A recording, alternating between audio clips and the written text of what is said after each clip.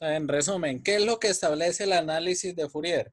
Si una señal es digital y periódica, esta señal y periódica matemáticamente se le puede ejecutar la series de Fourier y a partir de esas series de Fourier poder descomponer esa señal que es digital y periódica en un espectro de frecuencias en la cual al ir disminuyendo las amplitudes pero aumentando las frecuencias, en la medida que yo le agregue términos a la suma, poder reproducir la señal, ¿vale? Y eso se lograría mediante la serie de Fourier. A las frecuencias que conforman ese espectro de frecuencias es lo que se le suele llamar armónicos. Entonces, cuando escuchamos el concepto de armónicos en señales, es el concepto de las frecuencias que componen el espectro de frecuencias en la cual puede descomponerse la señal según un análisis de Fourier, donde esos armónicos se enumeran. Primer armónico, segundo armónico, tercer armónico, cuarto armónico y así sucesivamente. ¿Estamos claros? Sí, señor. Listo. Ese concepto es muy importante que lo guarden porque por lo menos cuando uno se capacita en el uso de ciertas tecnologías, por lo menos el uso de variadores de frecuencia, los variadores de frecuencia que hacen conversión de señales de alterna a directa y de directa a alterna, ahí se hacen en algunos casos filtros para eliminación de armónicos. En ese caso hay gente que no entiende el concepto de armónico y es porque no se formó en la conceptualización de señales y no entiende que la cantidad de armónicos que compone una señal es la cantidad de elementos que están incluidos en el espectro de frecuencia que permite representar matemáticamente una señal digital a través de una sumatoria de señales analógicas, porque básicamente sería una sumatoria de señales senos y cosenos, que es lo que se puede lograr a través de señales de series de Fourier. Si fuera una señal digital aperiódica, en ese caso las señales digitales aperiódicas no pueden ser atendidas a través de series de Fourier y en este caso se tendría que utilizar una transformación de Fourier, pero la transformación de Fourier hay que tener en cuenta que para las señales aperiódicas generarían un espectro y una cantidad de frecuencias infinitas. Quiere decir que el ancho de banda en el cual puede descomponerse en realidad sería infinito. Pero como a nivel de digitalización y trabajo real, uno nunca puede trabajar con valores infinitos. En realidad el teorema de Shannon-Nyquist ahí entra y dice que uno debería muestrearlas como mínimo del doble de la frecuencia más alta y a partir de ello tomar la cantidad de muestras necesarias garantizando de que con solo esto se puede reconstruir con una buena calidad la señal original. Pero hay que tener en cuenta que esa reconstrucción no sería una versión 100% completa de la señal original, porque una señal aperiódica requeriría infinitas componentes para que sea 100% original. Esa es una de las razones por las cuales cuando usted habla por teléfono con una persona, usted a veces confunde las voces. Por ejemplo, usted puede conocer dos hermanos y usted al hablar con ellos en vivo y en directo, usted claramente puede diferenciar la voz de Pepe de la voz de Juan. Pero cuando usted llama a la casa de ellos y usted le contestan desde el fijo, usted puede contestarle el uno y estarlo confundiendo con el otro. Porque hay veces pasa ese tipo de situaciones, porque usted debe entender que la voz de la persona es netamente analógica. Al ser netamente analógica, aparte de ser analógica, es aperiódica. Pero para poderla transmitir el teléfono tuvo que ser muestreada, es decir, se le aplicó una PAN y después una PSM y se transmitió, que fue lo que ya vimos. Al ser transmitida, al ejecutar esos pasos de PAN y PSM, como veíamos en esas etapas, se tenía que muestrear como mínimo a un intervalo de muestreo que fuera sido tomado como mínimo del doble de la frecuencia más alta. ¿Para qué se hace eso? Porque la señal va a sufrir una serie de transformaciones y al final se va a terminar reconstruyendo cuando llega a la bocina suya y el parlante está reproduciendo la voz de esa persona. Como es una reconstrucción, hay pérdidas en la señal. En esa pérdida es donde uno entra en confusión, porque la voz no suena igual. Es el mismo efecto que cuando usted sabe o usted se escucha y usted sabe cómo suena su voz, pero cuando usted se graba, todos tenemos la sensación de que cuando usted se graba, usted dice yo sueno horrible, ¿no? O cuando usted manda una nota de voz, usted dice mi voz suena horrible. Suena horrible o no es que suene tan horrible, sino que al menos suena diferente o usted la siente muy diferente porque no es la misma sensación de la voz que usted capta en vivo a la voz que ha sido muestreada y reconstruida y digitalizada. Es un efecto completamente diferente porque obviamente tuvo que ser muestreada. Y al ser muestreada hay una pérdida de calidad y en esa pérdida de calidad pues se logra una reconstrucción que es bastante cercana a la realidad, pero que obviamente tiene una pequeña diferencia. Lo mismo pasa con las señales de la información y con todo tipo de transmisión que involucre señales.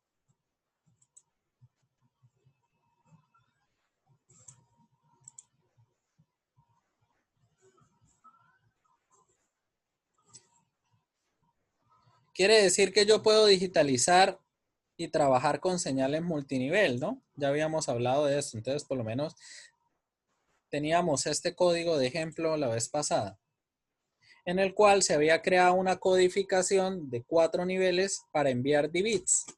El nivel bajo o el nivel 1 representa el bit 00.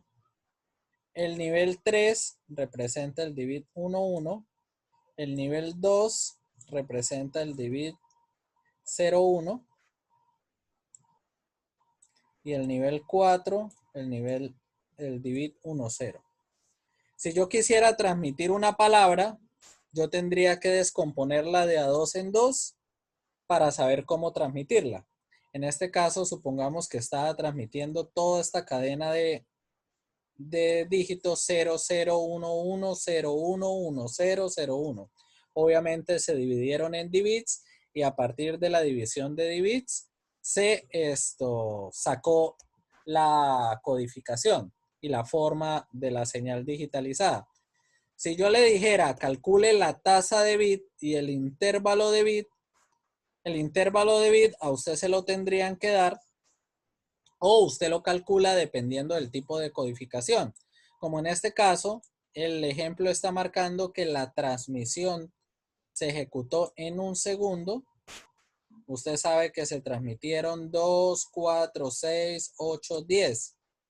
10 sobre un segundo, eso le da el tamaño del intervalo de bit. La tasa de bit mantendría el mismo concepto. 10 bits por unidad de segundos. Pero si yo le preguntara cuántos cambios de señal ejecutaron esas transmisión de bit, en realidad deberían ser 5, ¿no? Porque hubo 1, 2, 3, 4, 5 cambios de señal.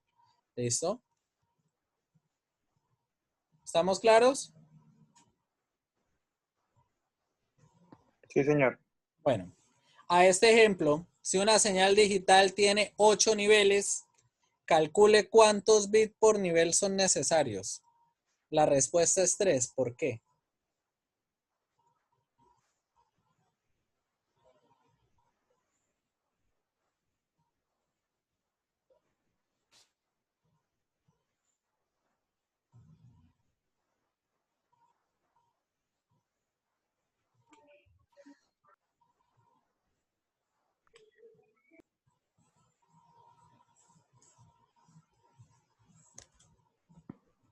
Profe, porque 2 a la 8 es 256, se necesita para esos 3 bits.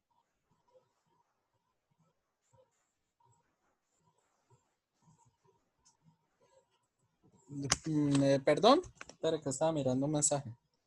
¿Me repite que no le escuché? Que la 2 a la 8 sería 256 para llegar a ese número. se necesitan 2 bits, ¿no? 3 bits. Básicamente sería exactamente eso. Entonces, la cantidad de niveles que yo requiere para decodificar una señal va a depender de la relación en logaritmo base 2. Así como veíamos que para crear 4 niveles requeriría, perdón, para transmitir bits requeriríamos 4 niveles. Para crear 8 sería en valor 256 se requerirían 3 bits. Y para 9 niveles,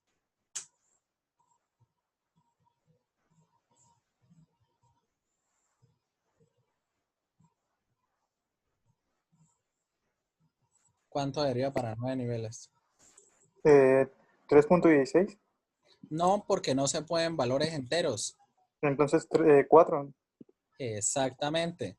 Ahí usted obligatoriamente, como usted está trabajando en una codificación, así usted requiera un nivel para un único bit, el hecho es que ya requiere otro nivel. No tiene que agregarlo, 4 bits, exacto. Acá no, usted no puede utilizar 3.16 bits, por ejemplo. No, usted utiliza o 3 bits, o 4 bits, o 5 bits. Son siempre valores enteros. ¿Estamos claros? Sí, señor. Entonces, esas señales, como ya vimos, generan un espectro. Toda señal genera un espectro. En realidad, toda señal está contenida o que pueda ser transmitida o utilizada, incluso vista, está contenida en lo que se llama el espectro electromagnético. Básicamente, el espectro electromagnético puede definirse como el conjunto de ondas electromagnéticas ordenadas de acuerdo a su frecuencia y a su longitud de onda. Quiere decir que en el espectro electromagnético se abarcan todas las señales electromagnéticas desde frecuencia 0 hasta frecuencia 10 a la 4 hectohercios. Quiere decir que ahí están contenidas todas las señales. El espectro electromagnético de manera superficial está dividido de la siguiente manera. Cuando las frecuencias son de 0 a 3 kHz, son las frecuencias de potencia y de telefonía. Las frecuencias de ondas de radio son las frecuencias que van desde 3 kHz hasta 300 GHz. Cuando hablo de ondas de radio, no significa que sean utilizadas solamente en la transmisión de radio AM y FM.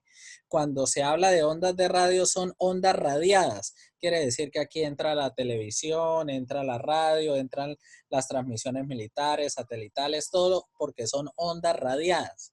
¿Sí me hago entender? Porque hay gente que escucha el término onda de radio y cree que son solo ondas que pueden ser transmitidas por estaciones de radio. No, a este rango se refieren ondas radiadas. Quiere decir que en esta franja de ondas de radio existe una subfragmentación que ahorita más adelante vamos a ver, donde están divididas todas.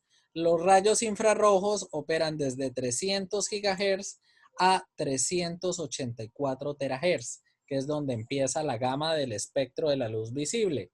La luz visible es donde viene todo el espectro de los colores cromáticos que pueden ser perceptibles por el ojo humano. Quiere decir que el ojo humano opera en la percepción lumínica desde los 384 terahertz hasta los 769 terahertz. De ese punto en adelante opera la luz ultravioleta o los rayos ultravioleta que van hasta 30 pentahercios. De ahí en adelante siguen los rayos X y los rayos gamma. ¿Estamos claros?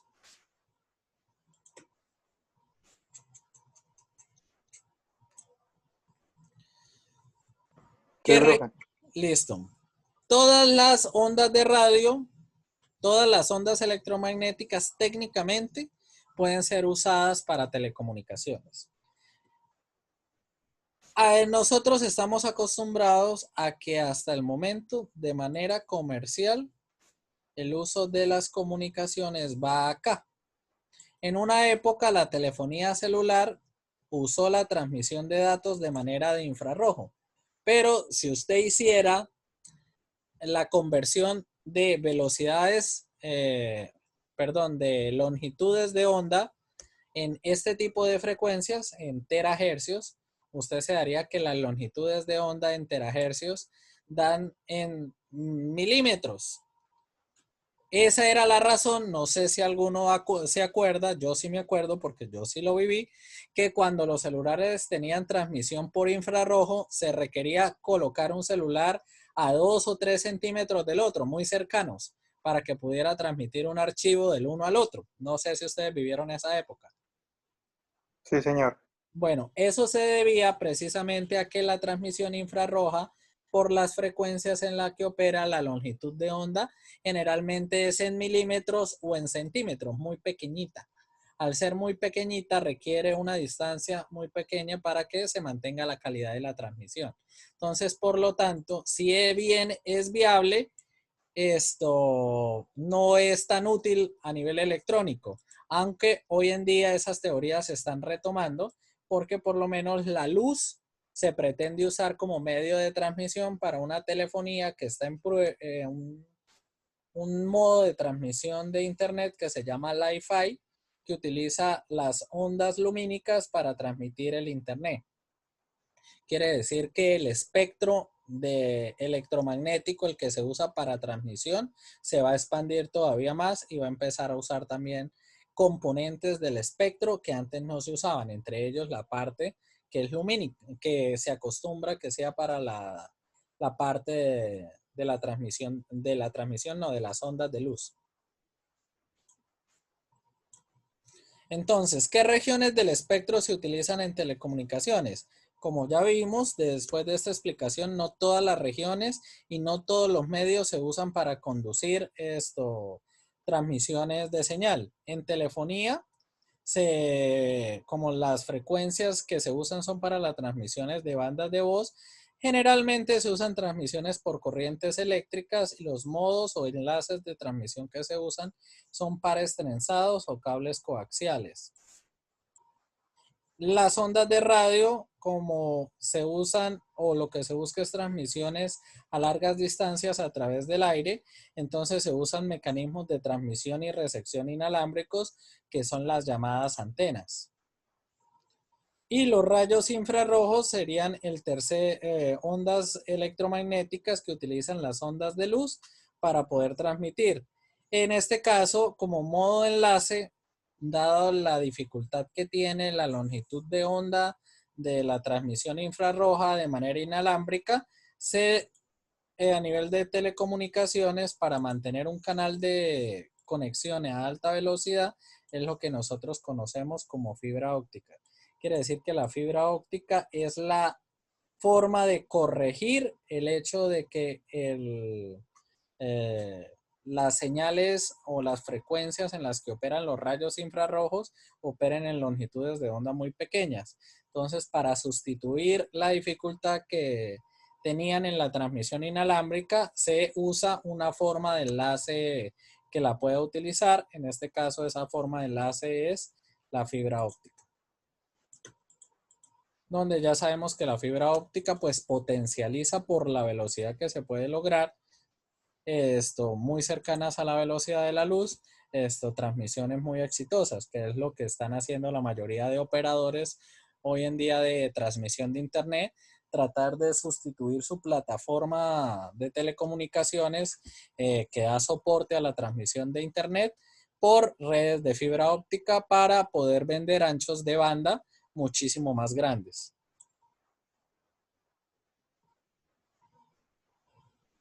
Entonces, ese espectro de lo que nosotros llamamos ondas de radio, ese espectro de ondas de radio, tienen diferentes frecuencias mínimas y frecuencias máximas. Quiere decir que si yo usara esas frecuencias mínimas y esas frecuencias máximas para calcular sus longitudes de onda, pues yo sabría el alcance de las longitudes de onda tanto mínimas como máximas. Pero ya acá en esta tablita están condensadas. Quiere decir que esto que hablábamos acá, de que en telecomunicaciones usamos esta parte, acá ya la vemos expandida y caracterizada de una manera más amplia. ¿Qué pasó? cuando empezaron a nacer las telecomunicaciones y empezó el estudio de las telecomunicaciones, generalmente el hecho de ya trabajar transmisiones en kilohertz se consideraban altas velocidades. Quiere decir que cuando nació la radio, cuando nació la telefonía, hacer transmisiones en kilohertz se consideraban velocidades altísimas. De ahí es donde vienen los nombres de las llamadas bandas de transmisión de radio, que ahorita vamos a ver que son nombres bastante chistosos. Entonces, lo primero que inició a nivel tecnológico fueron las transmisiones de radio, telefonía y las primeras formas de transmisión telefónica. Esas formas de transmisión telefónica utilizaban señales en kilohertz que operan en frecuencias mínimas desde 0 kilohertz hasta 3 kilohertz. Es decir, pueden crear longitudes de ondas desde 0 kilómetros hasta 100 kilómetros. Imagínense el tamaño de una onda seno cuya longitud de onda es de 100 kilómetros, puede ser creada con este modo de transmisión. A esa banda, a ese tipo de transmisión, se le llamó extremely low frequency, o sea, frecuencia extremadamente baja. Porque ellos decían, no, 3 kilohertz, ya de ese punto en adelante ya empiezan las velocidades altas. Entonces, BLF sería very low frequency, frecuencia muy baja. Low frequency, frecuencias bajas. Frecuencias medias, medium frequency. High frequency, frecuencias altas. Entonces ya vemos que las transmisiones de televisión que teníamos antes, que se usaron más o menos hasta el 2000, hasta que empezara la transición al TDT y que todavía los televisores las tienen. Si usted voltea a ver su televisor, usted va a ver que tiene la conexión para VHF y UHF. Son very high frequency, o sea, frecuencias muy altas, y ultra high frequency. De ahí en adelante empiezan las transmisiones en microondas, porque recordemos que se considera una microonda todo aquello que sea superior a 1 gigahertz. Entonces ya estos tipos de frecuencias que operaban en gigahertz, de 3 gigahertz a 30 gigahertz, las llamaron super high frequency. Y estas extremely high frequency, es decir, frecuencias extremadamente altas. Hoy en día las ondas de radio están fragmentadas en otros tipos de espectros que utilizan este tipo de bandas. THF, IHF, ASH y PHF, que la primera traduciría increíblemente alta frecuencia, asombrosamente alta frecuencia, prodigiosamente alta frecuencia.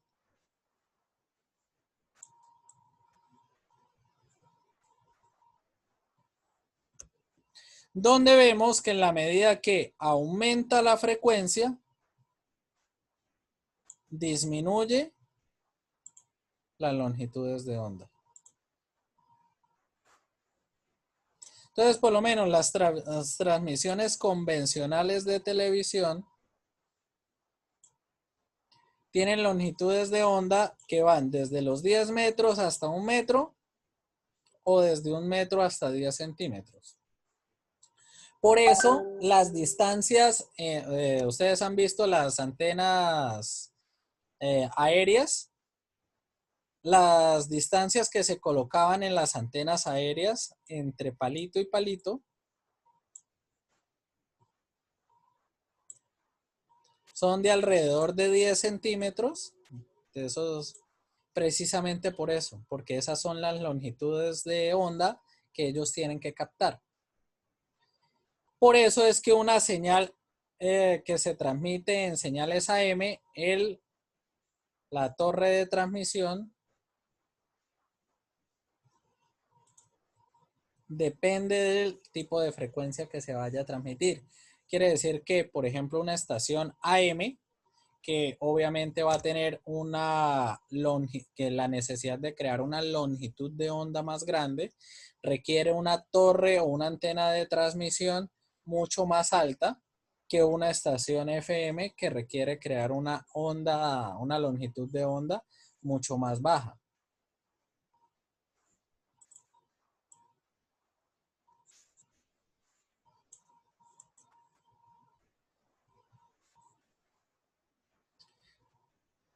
Y acá les entrego esta tabla resumen en la cual vemos el espectro de frecuencia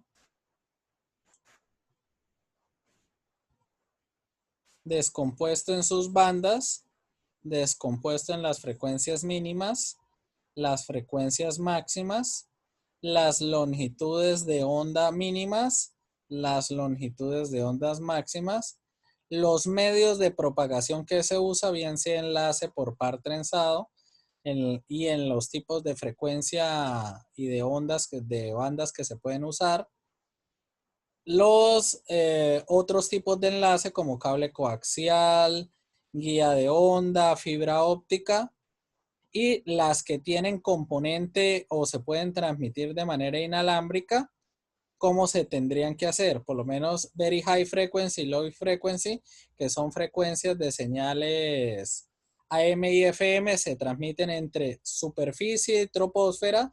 De ahí en adelante, toda transmisión satelital se hace a través de la ionosfera o con vista en el espacio o a través del espacio directamente.